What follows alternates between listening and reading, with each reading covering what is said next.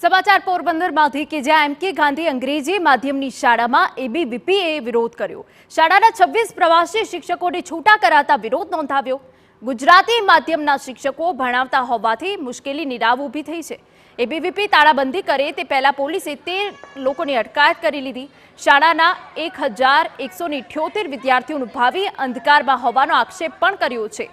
એબીવીપીને સાથે રાખી વાલીઓએ શિક્ષણ અધિકારીની રજૂઆત કરી હતી।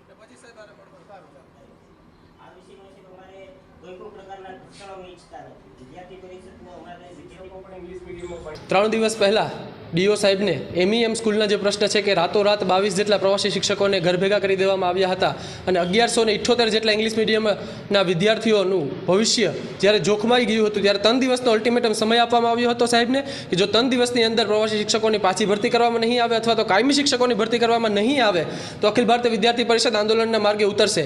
આજરોજ અખિલ ભારતીય વિદ્યાર્થી પરિષદે એમઈએમ સ્કૂલની શાળામાં વિદ્યાર્થીઓને બહાર કાઢી તાળાબંધીનો કાર્યક્રમ કરવા પહોંચી ગઈ હતી ત્યારે સાહેબ સાથે વાત કરી અને તાળાબંધી કરવા જવા પહેલાં જ પોલીસે તેમને અખિલ ભારતીય વિદ્યાર્થી ટીમને ડિટેન કરવામાં આવ્યા છે।